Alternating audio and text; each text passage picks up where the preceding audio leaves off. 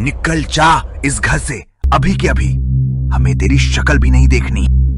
लेकिन ये घर तो मेरी माँ का है। जब तेरी माँ ही नहीं रही तो ये घर उसका कैसे हो गया? गरीबों के माँ बाप नहीं होते, सिर्फ भूख और बोझ होता है। गोमती की बातें उस रात की ठंडी हवा से भी ज्यादा चुभ रही थी। मगर माँ, दीदी तो अकेली है, तो आप दोनों इसे अंदर क्यों नहीं आने देते? चुप कर तू। लोग क्या कहेंगे? हमने किसी अनाथ को घर दे दिया। बारिश की एक बूंद आशा के चेहरे पर गिरी, लेकिन उसके भीतर अब एक और तूफान उठ चुका था। मैं अनाथ हूँ, लेकिन कमजोर नहीं। उस रात उसने घर खोया, मगर उसने खुद को पा लिया। सरस्वतीपुर एक छोटा सा गांव, पर इस गांव की सुबहें किसी त्योहार से कम नहीं थी। यही रहती थी आशा और उसकी माँ संगीता। पति को खोए हुए कई साल हो चुके थे, पर माँ ने अकेले ही बेटी को संभाला और उसकी जिंदगी में कभी अंधेरा नहीं आने दिया। माँ, आपसे एक बात पूछूं? अगर मैथ्स का सवाल है तो पहले चाय पी ले, फिर बोलना। अरे नहीं माँ, आपसे डरकर मैं कॉपी ही नहीं खोलती अब। मगर माँ, ये मैथ्स मुझे कभी समझ ही नहीं आती। तो डर को हटा दो बेटा जी, तुम्हारा जन्म हीरो बनने के लिए हुआ है। आप ना हमेशा हीरो वाली बातें ही करती है माँ। हीरो बनने के लिए ही तो पाला है तुम्हें। हीरो? आप मुझे विलन समझती हो क्या? पढ़ाई के टाइम सबसे ज्यादा डांटती हो। डांट नहीं, ट्रेनिंग है ये मैडम।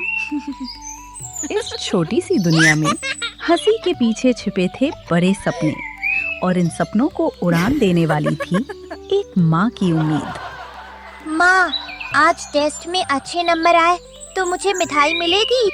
जरूर मिलेगी, लेकिन पहले घर के बर्तन धोकर जाना स्कूल। क्या? ये कैसी मोटिवेशन है माँ? सपनों से सजी थी उनकी ये छोटी सी दुनिया, पर तकदीर को शायद कुछ और ही मंजूर था।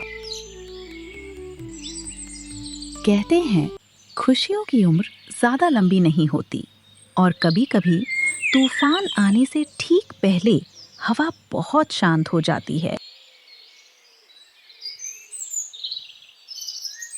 आ गई मेरी बिटिया रानी। तो बता, कैसा रहा तुम्हारा टेस्ट?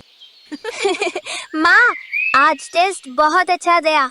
सर ने कहा कि मुझ में अफसर बनने का दम है। मुझे तो पहले से पता था। चल, मुझे एक सैल्यूट करके दिखा। जी मैडम, मैं राष्ट्र सेवा के लिए तैयार हूँ। और राष्ट्र के बर्तन अभी तक धोए नहीं गए हैं। उसका टेंडर तो अभी तक ओपन नहीं हुआ माँ। दोनों की हंसी पूरे घर में गूंजती है, लेकिन बाहर का मौसम खराब होने लगता है।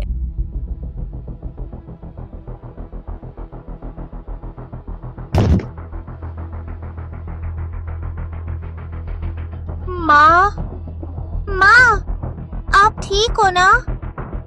क्या हुआ है आपको? कुछ नहीं, बस थोड़ी थकान है। आशा को नहीं पता था कि ये थकान अब थकान नहीं, एक संकेत थी आने वाले तूफान की। माँ, मैं पानी लाऊं तुम्हारे लिए? हाँ, ला। और बैठ जरा मेरे पास।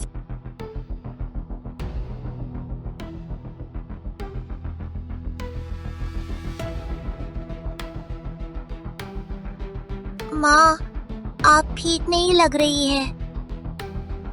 अगर मैं कभी दूर चली जाऊं तो रोना मत, डरना मत, उम्मीद कभी मत छोड़ना बेटा। माँ, आप ऐसे क्यों बोल रही हैं? शायद कुछ रिश्ते पहले से ही जान लेते हैं कि उनका समय अब पूरा होने वाला है। सरस्वतीपुर की वो हंसती खेलती सुबहें अब खामोश हो चुकी थीं। आशा की माँ संगीता बीमार पड़ चुकी थी और अब इस घर में बस दवाइयों की गंध थी और मौत की आहट। माँ, ये दवा ले लीजिए ना, आप जल्दी ठीक हो जाएंगी। मैं अभी डॉक्टर को बुला कर लाती हूँ। डॉक्टर नहीं, बस तू पास बैठ जा, ज्यादा वक्त नहीं है अब मेरे पास। ऐसे मत बोलिए माँ, आपको कुछ नहीं होने वाला। अगर मैं ना रहूं तो याद रखना, हीरो बनना है तुझे। माँ, माँ ऐसा मत बोलो, प्लीज माँ। और फिर उस सुबह घर में उगता सूरज नहीं, बस एक खामोशी उगी। आशा ने जिंदगी में पहली बार अपनी माँ को इतना चुप देखा था, इतना कि उस चुप्पी ने उसकी दुनिया ही छीन ली। अरे देखो, बेचारी को इतनी छोटी उम्र में ही अनाथ होना पड़ा।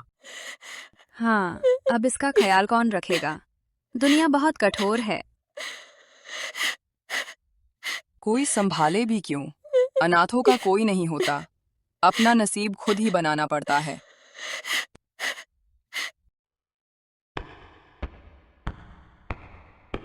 अरे आशा, मेरी बच्ची, ये क्या हो गया? तेरी माँ तो हम सबको छोड़कर चली गई। लेकिन तू चिंता मत कर, अब तेरी जिम्मेदारी हमारे कंधों पर है।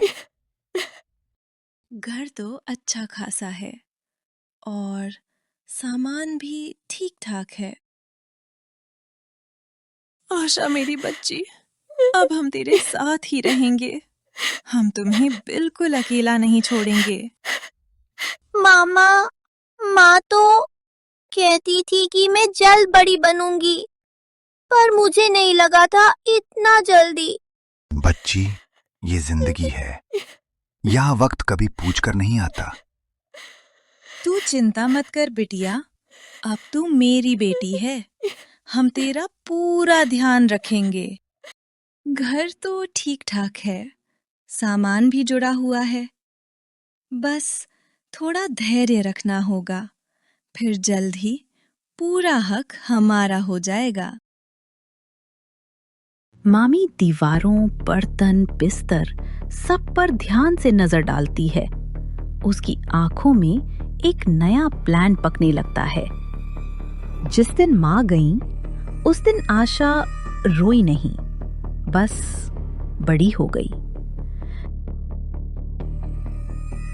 कुछ दिनों तक सब ठीक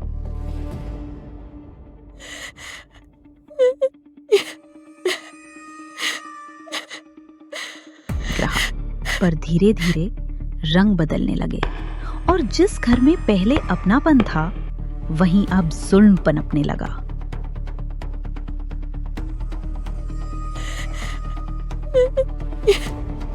इतना धीमा क्यों काम करती है? जल्दी जल्दी हाथ चला, अभी तो और भी काम है।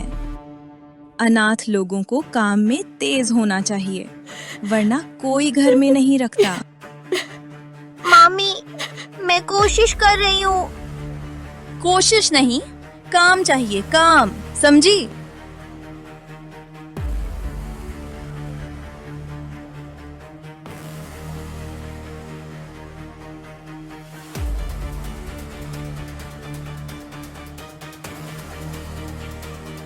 तेरी माँ ने कितना कर्जा छोड़ दिया था, सारा हमको चुकाना पड़ रहा है।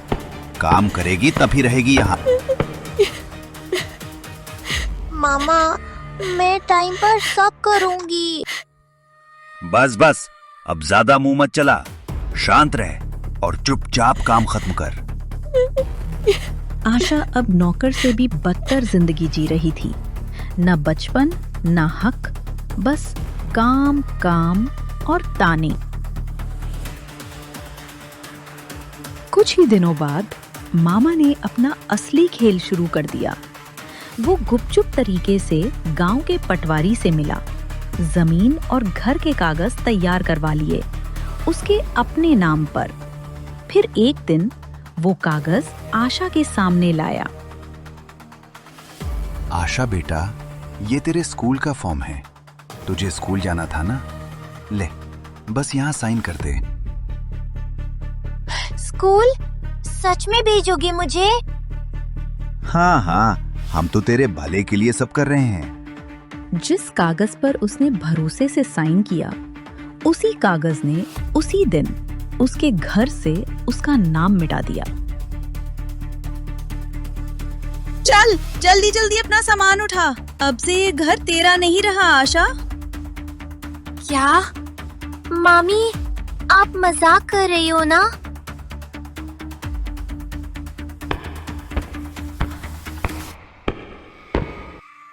मजाक नहीं है ये। कागज पर तेरे अपने हाथों से साइन हुए हैं। अब सब कुछ हमारा है। जिसे उसने स्कूल का फॉर्म समझा, वही था उसकी जिंदगी का फैसला।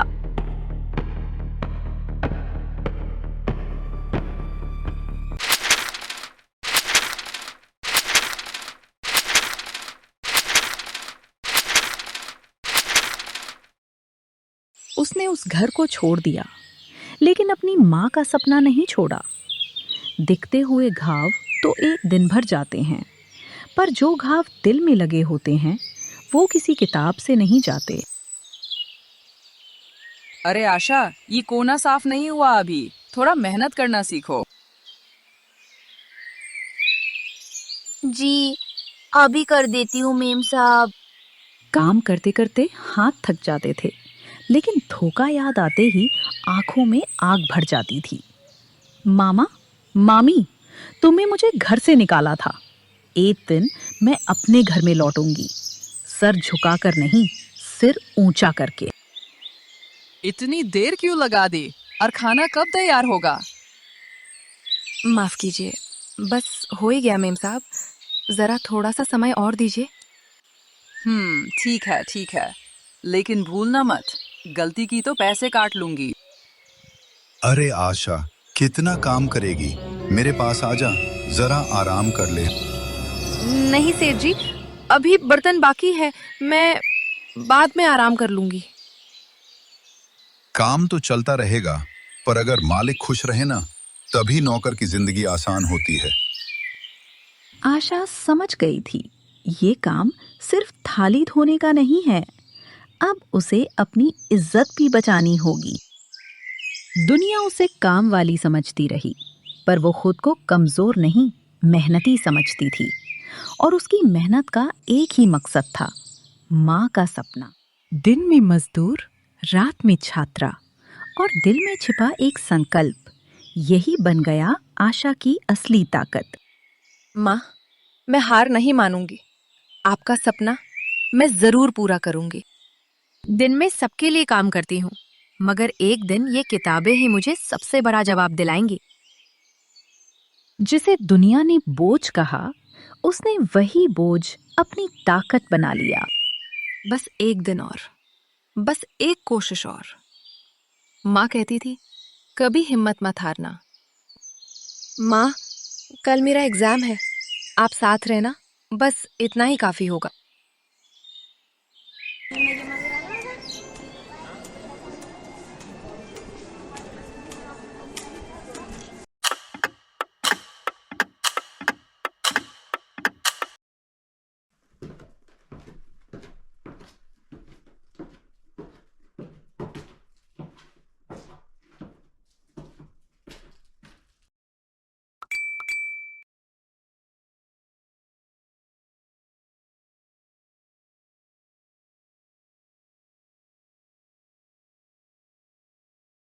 माँ, आपका सपना पूरा हो गया, आपकी बेटी अफसर बन गई।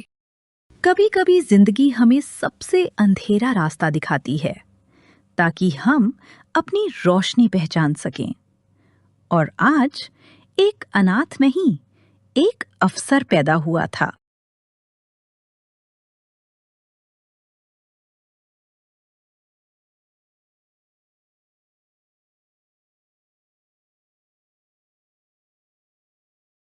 आशा जी, आपकी सफलता का राज क्या है? राज नहीं, आशीर्वाद है। मेरी माँ का आशीर्वाद।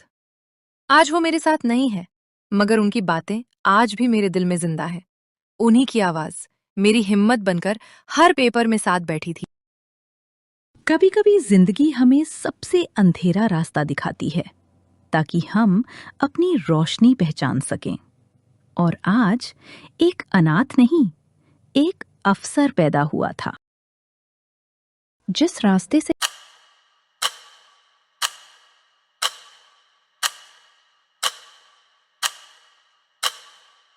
आशा को कभी बेइज्जती के साथ निकाला गया था, आज उसी रास्ते से वो लौटी थी, सम्मान के साथ, आईएएस ऑफिसर बनकर। अरे, ये तो आशा है, लेकिन ये तो अब बड़ी अफसर बन गई।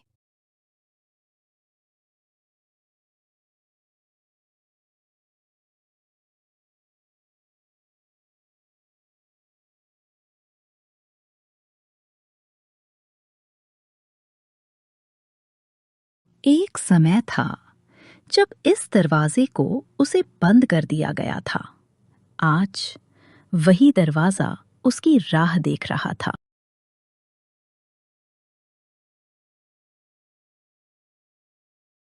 मैं लौट आई माँ, सिर्फ बेटी बनकर नहीं, आपके सपने बनकर। आशा बेटा, हमसे गलती हो गई थी। हम शर्मिंदा हैं। तेरे साथ बुरा नहीं करना था, हालात ने हमें मजबूर किया। गलती इंसान से होती है, लेकिन इंसानियत जब मर जाए तो उसे क्या कहे मामी। मैं आज सजा देने नहीं आई, सिस्टम ठीक करने आई हूं। गलती इंसान से होती है, लेकिन इंसानियत जब मर जाए तो उसे क्या कहे मामी। मैं आज सजा देने नहीं आई, सिस्टम ठीक करने आई हूं। बिटिया, आज तूने साबित कर दिया कि अनाथ वो नहीं जिसका कोई नहीं होता। अनाथ वो होता है जो हार मान लेता है। अब से ये घर अनाथों को निकालने की जगह नहीं होगा, बल्कि उनके सपनों को सहारा देने की जगह होगा। माँ ने कहा था, आशा अगर जिंदा रहे तो चमत्कार जरूर होता है।